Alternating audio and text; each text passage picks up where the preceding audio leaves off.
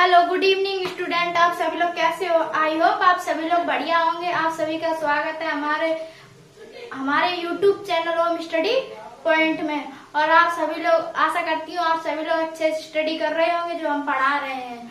आज हम आपको बताएंगे गति के नियम के बारे में। किसके बारे में बताएंगे?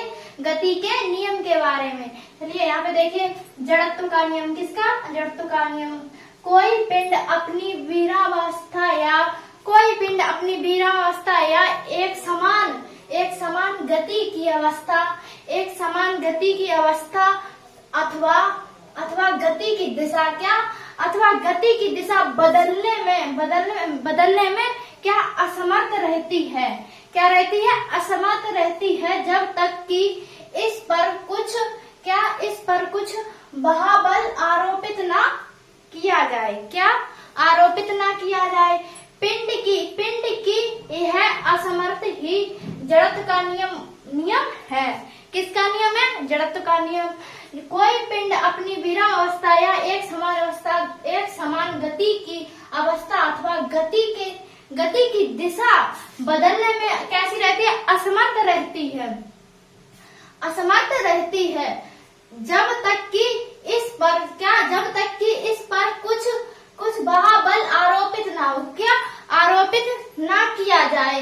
पिंड की है असमर्थ ही क्या जड़त्व का नियम है। किसका नियम है? जड़त्व का नियम है।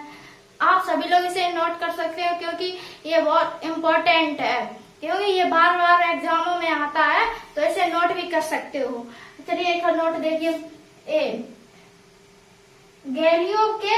गैलियो ने जड़त्व का नियम दिया। किसने दिया? गैलियो ने जड़त्व का नियम दिया। पिंड का द्रव्यमान जड़त्व माप है। किसका? पिंड का द्रव्यमान जड़त्व माप है। न्यूटन के गति का प्रथम नियम। किसका? न्यूटन की गति का प्रथम नियम। यदि कोई वस्तु विराम अवस्था में है तो विराम अवस्था में ही कैसी रहेगी? विराम अवस्था में ही रहेगी।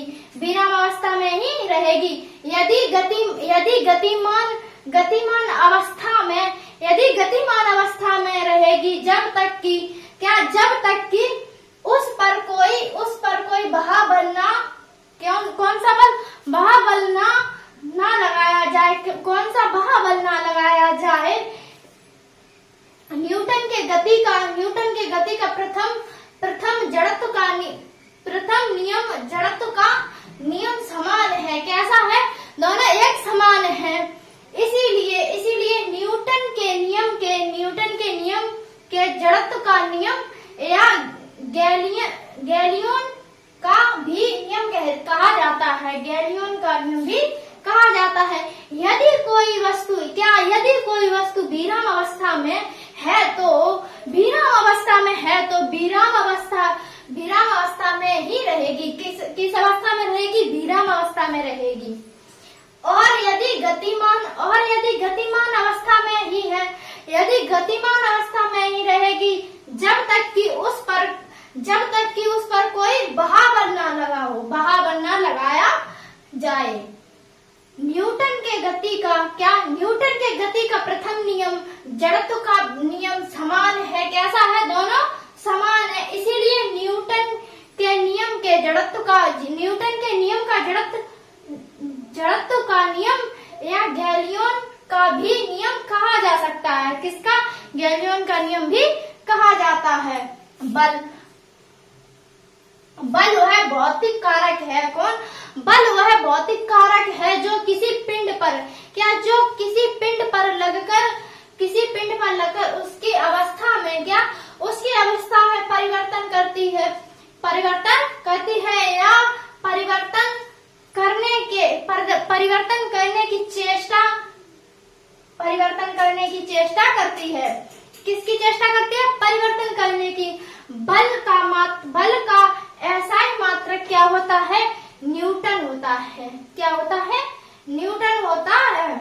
और सीजीएस का मतलब क्या? डायन इकाई होती है। क्या होती है? डायन होती है।